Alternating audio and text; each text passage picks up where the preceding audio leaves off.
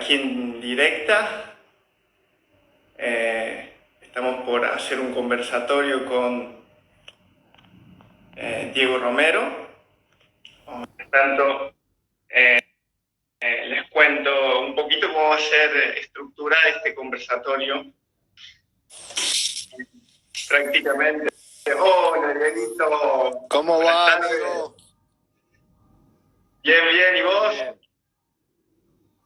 Bien, bien. No, justo estaba contando cómo vamos a estructurar la charla, la conversación. Así que si me dejas, le meto. Métale. Bien, no, les decía que estamos por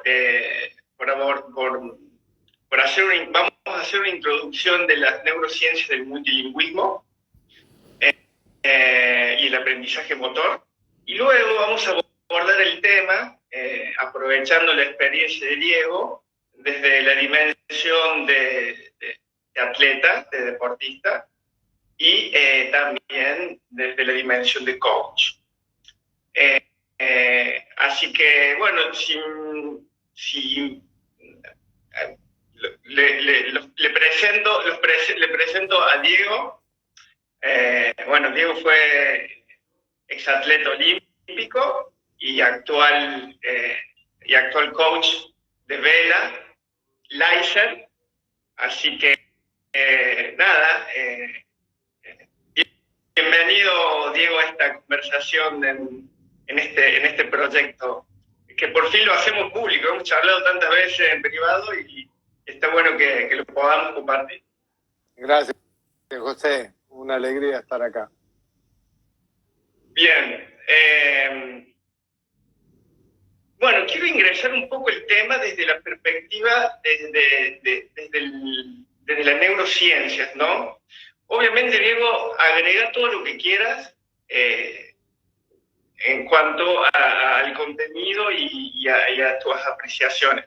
Pero quería decir que el multilingüismo es un proceso neuropsicocognitivo-motor, ¿sí? Vamos a desmenuzar las palabras. Neuro viene de neurona, que es la principal, digamos, el principal forma que tiene nuestro organismo y nuestro cerebro de conectar las células nerviosas. Psico viene de psicología. Cada uno de nosotros tenemos nuestro perfil psicológico. Cognitivo viene de todos esos procesos que el cerebro, digamos, explaya, exprime, como puede ser la concentración, la asociación y la toma de decisiones también. Y por último, motor. Porque además el acto de hablar, el acto de hablar una lengua o muchas lenguas, lleva implícito un acto motor, ¿sí? Desde la parte vocal, desde la parte de la caja torácica y que es motor también, ¿cierto? Así que eso es un poco. ¿Qué tiene que ver con el aprendizaje locomotor, el multilingüismo? Tiene que ver sobre todo con la posibilidad que tiene, digamos, este proceso neuropsicocognitivo-motor en poder ser un posibilitador, un canal o una potencialidad para, digamos, facilitar el aprendizaje motor y el movimiento en general. Un niño bilingüe distingue mejor la diferencia entre forma y significado. Además, comprende mejor la relación convencional entre el objeto y las palabras que representan ese objeto. Y además los cerebros de los niños bilingües tienen la capacidad de entrenar la empatía, ¿sí? ¿Por qué la empatía? Porque prácticamente lo que sucede al hablar una o dos lenguas o dos idiomas más, lo que posibilita es la capacidad de, digamos, compartir esas expresiones emocionales que el otro tiene al hablar un idioma, ¿no? Así que desde el punto de vista empático, el cerebro bilingüe tiene esta capacidad, si se quiere, emotiva, de tener una mayor empatía. En conclusión, y para no aburrir sobre neurociencias, lo que decimos nosotros, y bueno, y esto es gracias también a Giacomo, que es el otro cofundador de Neuromood, que es también multilingüista, al igual que Diego, lo que decimos es que el multilingüismo, al ser un proceso neuropsicocognitivo-motor, tiene la posibilidad latente de poder ser utilizado por entrenadores, por profesores o por quien sea para poder, digamos, traducir todos esos procesos en movimientos o mejora de alguna técnica deportiva. Así que bueno, esa es un poco la introducción de las neurociencias y del multilingüismo. No sé si querés agregar algo más, Diego. No, es todo tal cual lo dijiste vos. Yo creo que ya te conté la anécdota mía. Si bien yo había estudiado inglés y francés en la escuela secundaria y con eso empecé a competir con los conocimientos que tenía de la escuela, el por qué yo después estudié inglés en serio, mucha gente se ríe de la anécdota porque fue en el Mundial del 98. Yo tengo una protesta en la vela, no hay un referee en el agua, sino que hay un juicio con un jurado y entonces está el acusado, el defendido y los jueces que deciden y toman la decisión final. Como yo no hablaba muy bien inglés, yo hablaba inglés pero no perfecto, entonces pido un traductor. El traductor era un juez español que en vez de hacer para que sea más regata. Protesta en la vela, no hay un referee en el agua, sino que se va a una especie de protesta que es un juicio con un jurado y entonces está el acusado, el defendido y los jueces que deciden y toman la decisión final. Como yo no hablaba muy bien inglés, yo hablaba inglés pero no perfecto, entonces pido un traductor. El traductor era un juez español que en vez de hacer de jurado hace de juez y traduce lo que yo decía al jurado, que prácticamente yo había hecho un pedido de reparación porque se me había roto una pieza del barco que era provisto por la organización, entonces yo lo que quería era que, como yo tuve que abandonar, que me dieran un resultado promedio, que es lo que se usa de todas las otras regatas. La cuestión es que yo explicaba con detalles todo, qué es lo que se había roto, una piecita de metal bien chiquita que cuando la puse estaba bien, porque ellos lo primero que dijeron era, no la chequeaste, ¿no? Le digo, yo cuando la puse estaba así, todo, yo lo chequeaba todas las mañanas al barco, porque todos los días nos cambiaban el barco. Era de la organización, todos los días se sorteaban para que sea más parejo, y íbamos a competir. Cuando estábamos por competir, yo no me acuerdo si era la primera o segunda competencia del día, se me rompe un giratorio que se usa en una parte específica del barco. Entonces yo hago pedido de reparación porque todo eso era provisto por la organización. Cuando yo hablaba, el español, o el gallego, como decimos nosotros, él hacía un resumen, digamos, un amplio resumen de todo mi detallada explicación y vertía en inglés la definición de lo que yo había dicho. Yo había hablado por él 1 minuto y medio y él en 15 segundos había explicado todo lo que tú habías dicho. Como yo entendí inglés, yo escuchaba lo que decía el gallego y digo, yo lo quería matar, lo tenía al lado y lo quería boxear porque, digo, el gallego yo le explico todo el detalle y está obviando los detalles más importantes, está diciendo solamente qué pasó. Entonces, cuando terminó ese campeonato, que si bien mejoré el resultado del año anterior, que siempre ese era mi objetivo, cuando iba a un mundial el objetivo era mejorar el resultado del año anterior, era el objetivo número 1 de base, y después con varios otros objetivos más, a veces técnicos, a veces de resultado, de performance, etcétera. La cuestión es que cuando volví de ese campeonato dije, no, tengo que aprender inglés, no solo por las protestas, sino porque a su vez yo no tenía mucha limitación para intercambiar conocimientos técnicos con otros atletas y otros entrenadores.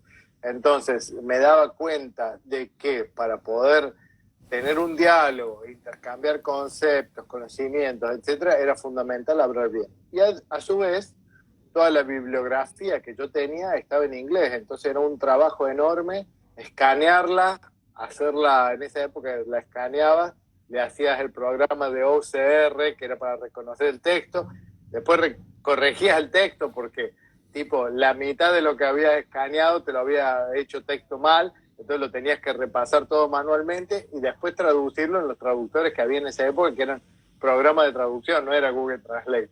Estoy hablando del año 90, todo esto fue en el año 98. Entonces cuando termina ese mundial, tipo en mayo del 98, yo digo, no, esto así no va, porque no puede ser. Si yo pensaba, o sea, yo estaba re lejos, ese mundial salí 45, de 120, 140 que éramos siempre, los mundiales de laser eran esa cantidad.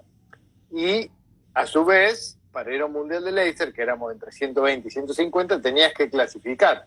No es que iba cualquiera, porque hay muchas clases de barcos que son tan pocos los que compiten a nivel internacional que casi que van todos. En cambio, el laser, como es la más popular, tenés que clasificar en tu país, que tiene un cupo muy limitado en base a la cantidad de representantes que tiene, y después vas. Entonces vos ahí te encontrás con todos flacos, la mayoría o sea, la gran mayoría de la flota que están a full.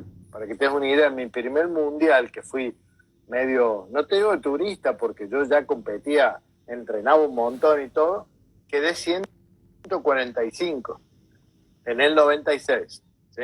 Esto era el año 98, quedó 45. Pero la gran conclusión, volviendo al tema de hoy, era decir, no, yo no puedo seguir así. Yo no puedo llegar al día de tener que definir una medalla, tener una protesta y que venga un traductor como el gallego y me cague todo el juego olímpico porque pierdo la protesta por eso. No, digo, tengo que ir ya a aprender. Así que volví y fui a hacer un curso intensivo de inglés que era sobre todo de gramática para poder armar las frases bien, porque no solo era hablar, sino que cuando vas a hacer una protesta y todo, tenés que presentar ante los jueces, tenés que, bueno, lo escrito es importante, pero sobre todo después cuando te hacen preguntas, tenés que ser muy hábil explicando. Entonces la gramática y todo no puede fallar.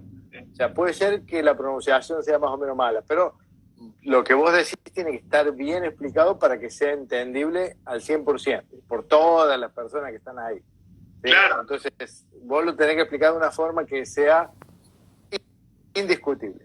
La única forma de hacer eso es hablando muy bien inglés. Y bueno, y así es como arranqué con el perfeccionamiento de lo que ya sabía. Claro. O sea, podemos decir, primero quiero hacer un paréntesis. El alto rendimiento, obviamente, los pequeños detalles como el que está diciendo Diego hacen la diferencia, ¿no? Él tenía que explicar una cuestión técnica de un fierrito que se salió y es, obviamente, a nivel internacional es muy importante. Pero lo que quería decir es que, o sea, desde la perspectiva de los motivos, vos te llamó, digamos, seguir estudiando lenguas, porque vos ya sabías el francés, seguir estudiando lenguas por impotencia y para resolver problemas y para adquirir más conocimiento, ¿no? Fíjate cómo esas tres cosas se conjugan. La impotencia de no poder expresarte, la cuestión de adquirir más conocimiento por una nueva lengua, y luego también por el tema de expresarte bien, ¿no es cierto? Mira, una vez yo me acuerdo que estuvimos charlando y te cité, compartí una cuestión que habíamos hablado, y vos dijiste en aquel momento algo parecido. El multilingüismo ayuda al control de las emociones, y esto es esencial para el deporte en este caso de alto rendimiento como lo vos estabas practicando. O sea, desde tu perspectiva de deportista, desde el abordaje como deportista, ¿qué quisiste decir con esta cinta, con esta frase? Y bueno, lo vamos viendo.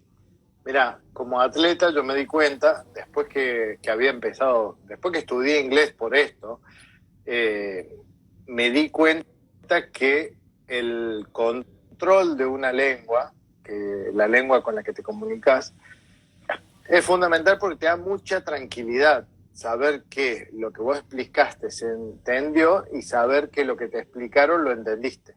Entonces eso te quita mucho estrés. Cuando vos cuando estás compitiendo a altísimo rendimiento o altísimo nivel, las pequeñas cosas son las que hacen la diferencia, como vos dijiste. Y a veces estar nervioso o tranquilo por una cosa que tuviste que explicar o que discutir con otro competidor y que te va a condicionar en los próximos días futuros, es la diferencia entre tener la tranquilidad para tomar una decisión táctica, que en el deporte nuestro es un deporte bastante complejo porque la táctica juega un papel muy grande, y en el agua estás solo, no es que tenés un entrenador por el auricular que te dice, mirá, te conviene pasársela a tal, o te conviene hacer esta jugada, lo tenés que decidir vos. Entonces, toda esa pequeña tranquilidad, la diferencia entre estar absolutamente tranquilo o estar un poco preocupado, es la que te permite hacer un tipo de análisis más objetivo o más subjetivo. Y esa pequeñez a veces es la diferencia de un punto. En el caso nuestro, las competencias son de 11 competiciones, se suman todos los puntos y tenés un puntaje total. Entonces la constancia es fundamental. Y la constancia, esto lo leí en uno de los primeros libros de psicología del deporte, un libro muy bueno que se llama Fortaleza Mental, creo que se llamaba. Ahí decía que la consistencia en los resultados es una demostración de la fortaleza mental que tiene el atleta. Y básicamente, poder rendir al máximo en cada momento depende en parte de esto que te digo yo, de tener la tranquilidad. Eso como atleta. Y después, que a su vez, para darle un poco de color a lo que digo,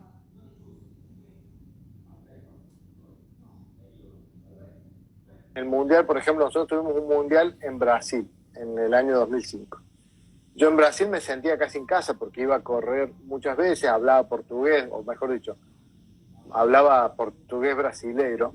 Y entonces, no solo que me sentía en casa hablando la lengua, que no tenía que pensar, no tenía problemas para comunicarme con los mozos, para leer el menú, para ver qué es lo que pedía, etcétera, etcétera.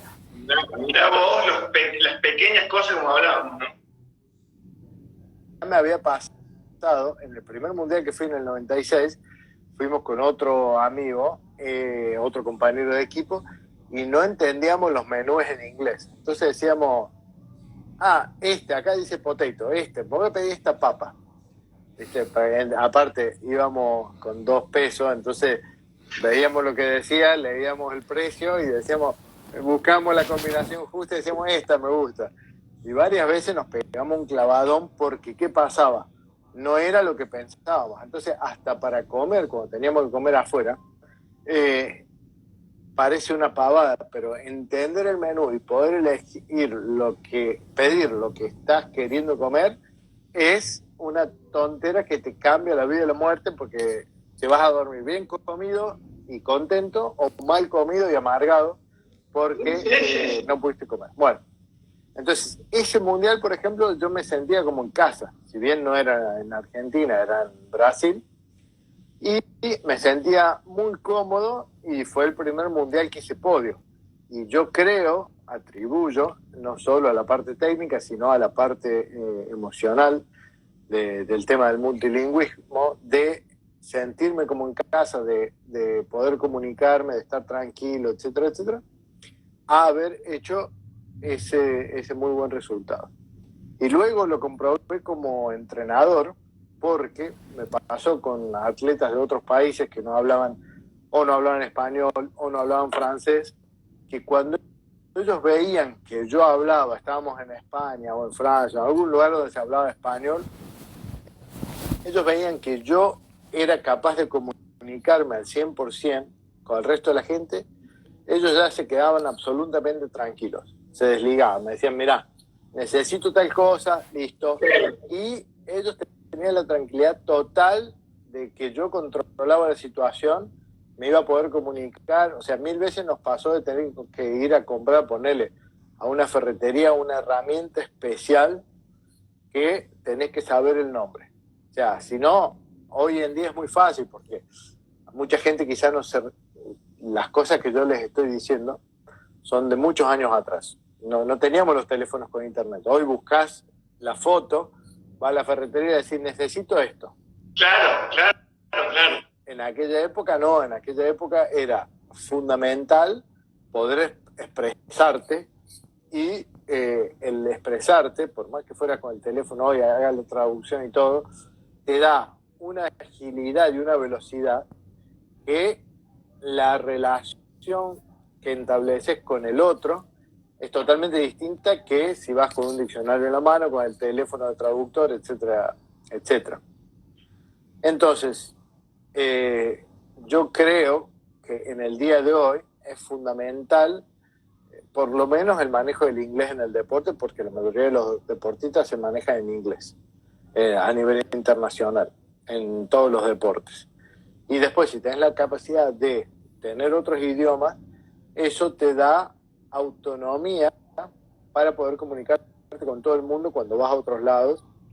Y eso te da, como te digo, una tranquilidad mental para poder utilizar toda la energía en la competición y no en resolver problemas de comunicación. Eso por el lado de la comunicación. Claro. Y después por el lado exclusivo de la, digamos, la motricidad, que está, para mí está todo relacionado. Cuando vos realmente estás tranquilo, como yo te digo, la ejecución es la que debería ser. Cuando estás preocupado por pavadas, la ejecución está comprometida. Ok. Entonces, bueno, para intentar traducir lo que estás diciendo, digamos, desde el punto de vista neurocognitivo-motor, el tema de tener que comunicarte con todas estas pavadas, como vos decís, o todas estas cositas, era un gasto energético para vos como atleta. Un gasto energético neurocognitivo, porque es una cuestión de poder expresarte a través de la cognición humana, ¿no? Y después, lo que yo quiero preguntarte, y hablando, vos dijiste muchas veces que te ayudaba a estar tranquilo, de poder comunicarte, de tener esas cosas bajo control. Pero te quería preguntar si verdaderamente las emociones se pueden controlar. Es una de las preguntas que te quería hacer, porque hay varias vertientes, digamos, de la psicología cognitiva, de diferentes escuelas de pensamiento que abordan este tema. De tu experiencia y de tu conocimiento, las emociones, ¿se pueden controlar? Se pueden controlar y se entrena justamente para controlarlas. Es parte del entrenamiento. Ok, un rotundo sí. Sí. Ok, perfecto. Bien. Bien, perfecto. Y después, bueno, hablaste de que al final eso te ayudó a ser más competitivo. Eso es otra de las preguntas que te quería hacer, pero que ya respondido. Obviamente, al estar más tranquilo, al poder dejar, digamos, tener calmo las emociones, te podías concentrar la competición y te ayudó a ser más competitivo. Sí, como atleta, no solo ser más competitivo, sino a ganar mucho tiempo, porque todos los libros que después leía de técnica, de táctica, de meteorología, de estrategia, de psicología, de entrenamiento mental, ganaba tiempo porque no necesitaba andar haciéndolo el traductor, como te dije al principio. Okay. Entonces, esa misma velocidad como atleta, por supuesto, después cuando empecé como entrenador, se vio duplicada o triplicada por la gimnasia que ya traía en el manejo de las lenguas, que es como todo, es práctica, pues, digamos. A mí me pasa que si hay algún idioma que hace 1 o 2 años que no lo hablo, me lleva 2 o 3 meses, no, perdón, 2 o 3 semanas en arrancar para hablarlo fluido. Y en vez si lo practico, me pasa que me lleva 1 semana para entrar en un ritmo fluido. Ok, perfecto. Bueno, recordemos que aprovecho para saludarlo ya como que es nuestro digamos, está llevando adelante Neuromoon Tailandia. También es multilingüista, pero a diferencia de vos, que él tiene un idioma desde la cultura oriental, o sea, tiene 3 ramas. La rama oriental, que es otra cosa, no quiero entrar a la parte esa porque es verdaderamente un mundo, el lenguaje y el idioma oriental. Tiene la parte anglosajona con el inglés y la parte romance con el italiano y el español. En cambio, vos tenés, si mal no recuerdo, el inglés, o sea, sajono, y tenés el italiano, el español y el francés de las lenguas romances. Son esas. Exacto. ¿No? ¿O te tuviste que aprender alguna otra? No, después, como te dije, aprendí portugués, de tanto ir a entrenar a Brasil y de tener que comunicarme y preguntarles cosas a los brasileros que en aquella época tenían un nivel mucho más alto que los argentinos. Ok, perfecto. Y el Brasil, perfecto. Y el portugués, perfecto. Bien, Diego, entrando un poco la dimensión coach, que es tu actual, digamos, trabajo, y siguiendo con el tema del multilingüismo, te quería preguntar, ya algo has hablado, pero ¿qué función tiene ahora el multilingüismo en tu etapa de coach?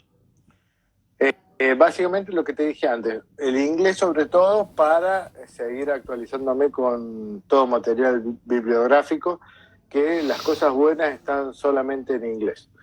Y después, a su vez, el inglés es prácticamente la lengua de comunicación con todos, con los atletas, con colegas, con los organizadores. Y después las lenguas en particular locales, como el italiano, francés, portugués,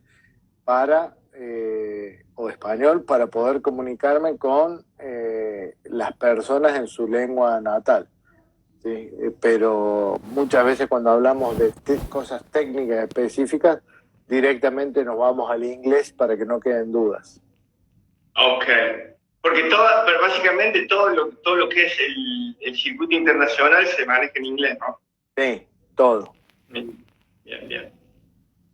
Pregunta, ¿ha mejorado el multilingüismo, ha mejorado la comunicación con tus atletas? Sabemos lo importante que es la comunicación entre todos los seres humanos, pero sobre todo en este deporte, en los deportes de alto rendimiento como el que llevas adelante.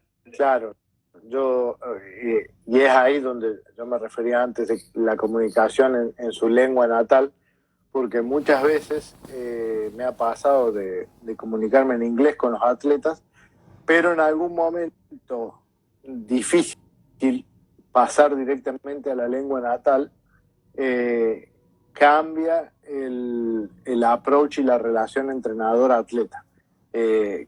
No te digo que pasas a ser como un amigo, pero se rompe la barrera de la seriedad de comunicación en la lengua del inglés. Ok, en tu caso te acerca, digamos. Sí, no solo te acerca, sino que en algunos momentos el atleta directamente, si no es un atleta que domina el inglés como su lengua materna, Sí. le descomprime también el cerebro. Días, por ejemplo, en los que llega muy, muy cansado, quizás la comunicación, el intercambio de conceptos específicos no es tan grande como si lo hablaras en inglés, pero digamos, eso se compensa porque hablando su lengua natal, por más que esté cansado, tiene una facilidad de diálogo y de pensamiento, un proceso de pensamiento automático que logra exprimir una mayor cantidad de conceptos. Y a su vez, supongamos que exprimiera el doble o el triple de conceptos y que yo entendiera un porcentaje de eso, sigue siendo mucho más grande que si el atleta está muy cansado y tiene que pensar los términos y tiene que hacer un esfuerzo extra, digamos, para establecer la comunicación. De todos modos, hoy te diría que los atletas top, por lo menos de vela, el 90% habla un inglés muy, muy fluido y prácticamente, cuando digo fluido, en automático. Claro, claro. No tiene que ponerse a pensar. No. O sea que lo que estás diciendo básicamente es que la posibilidad de que le das al atleta de hablar en el mismo idioma amplifica la concentración en conceptos que vos estás trabajando con ellos. Totalmente. Básicamente. Sí, disculpa que no se escucha. Totalmente, te decía. Ok, perfecto. Ok, le descongestionas un poco la cuestión del procesamiento, digamos, a nivel de lengua para poder ayudarlo a que focalice en otras cosas y está buenísimo. La verdad que no lo tenía presente, ¿no? La posibilidad de amplificar tu trabajo o los puntos, los conceptos, una técnica o una estrategia a partir de hacerlo hablar en la misma, en su lengua madre. Entonces, desde ese punto de vista, ¿cómo ayuda, no? Sí, es notable. Notable, sobre todo, como te digo, cuando uno está muy cansado después de un día de competencia y que hay que hacer la charla técnica para poder hacer un análisis de ese día, de las cosas que se pudieron hacer mejor ese día para aplicarlas al día siguiente. ¿Qué te quiero decir? Que sí o sí, por más que estés cansado, vas a ganar, va a ser mejor hacerla que no hacerla. En esos momentos, muchas veces es mejor, si es posible, hacerlo en la lengua madre para que el atleta en automático vierta todos los conceptos y no tenga que andar pensando, porque cuando empieza a pensar está cansado, hace un esfuerzo, automáticamente se ve que se ve el cansancio y se ve muy limitado la transmisión de conceptos por el hecho de no tener que hacer el esfuerzo extra de pasar en palabras todo lo que se vio en el agua, en el caso nuestro. Sí, bueno, recordemos una cosa muy interesante, que la cuestión de la lengua madre o del idioma madre tiene un componente muy afectivo y muy emotivo a la vez, porque es el primer idioma con el cual nosotros nos expresamos, conocemos, descubrimos, y eso a la hora de expresar y de compartir es muy importante, ¿no? De compartir y de comunicar. Acá pasa tantas veces que por ejemplo, en Italia se habla mucho el dialecto, ¿no? Hay 10.000 tipos de dialectos y muchos siguen hablando dialecto, pero por una cuestión, ni siquiera se preocupan, digamos, hablan el italiano también, pero mayormente hablan el dialecto. Y el componente afectivo tiene que ver con eso, ¿no? Tiene que ver con eso, con la lengua que nos hace, poder conocer y poder aprender desde la más temprana edad. Así que bueno, Dieguito, mira, yo no tengo más preguntas. Ah, sí, tenía la última. Y hablando, tomando el tema emotivo nuevamente, afectivo. ¿Cuál ha sido la mejor charla de coach? ¿En qué idioma has dado la mejor charla de coach de tu carrera? Difícil. Esa pregunta sí que es difícil. No, difícil porque no sabría decirte en este momento.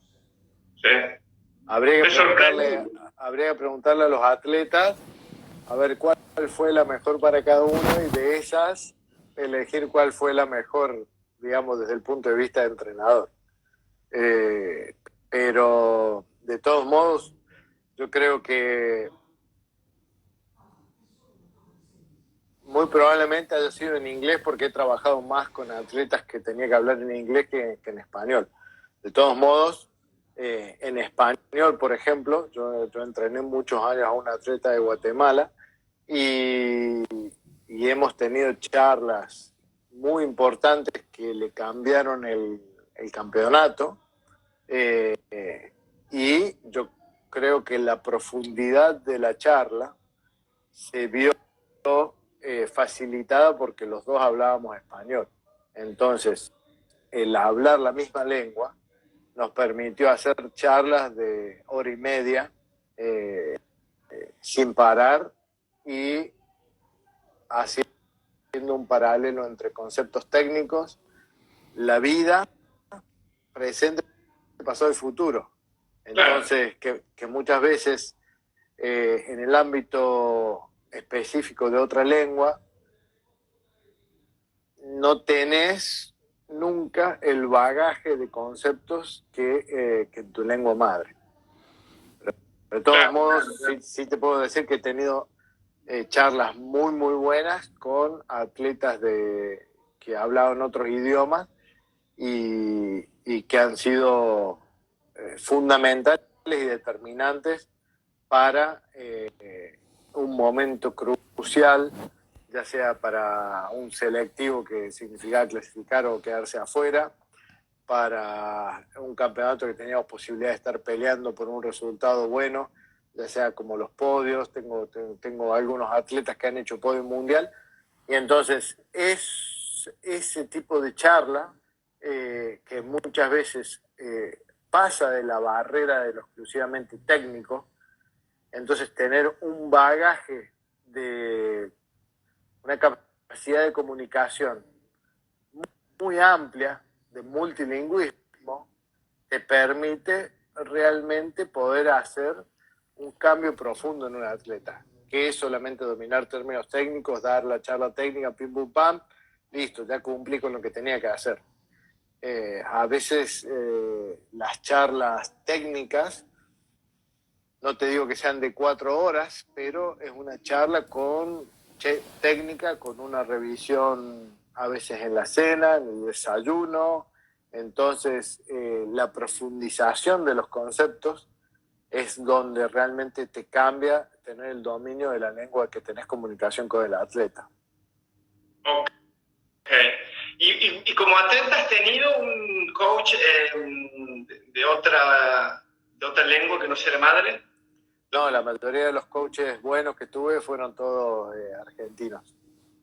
Ok. Sí, recordando que lo que estás diciendo, Diego, es súper importante porque atrás de un idioma, toda una cultura, ¿no? Toda una cultura, no solo nuestro caso hablamos español argentino, pero hay toda una cultura española que... Cordobés. Y cordobés, exacto. La tonada no se nos va. Pero evidentemente, como decís vos, llegas a tocar fibras porque conoces la cultura de ese idioma. Entonces la profundidad es seguramente mayor. Así que bueno, Dieguito, mira, yo realmente te agradezco. No sé si querés agregar algo más. No, creo que la mayoría de los conceptos del lingüismo y multilingüismo los hemos abordado, por lo menos las cosas principales. Y bueno, en realidad yo te agradezco a vos que me hayas permitido estar acá presente. Te felicito por todo lo que venís haciendo y cómo llevas para adelante con tu socio NeuroMove y cómo realmente divulgan todo este conocimiento que es importante, y mucha gente a veces, hasta que no lo escucha, no se da cuenta de la importancia y la profundidad del asunto. Gracias, querido. Sos amigo de la casa.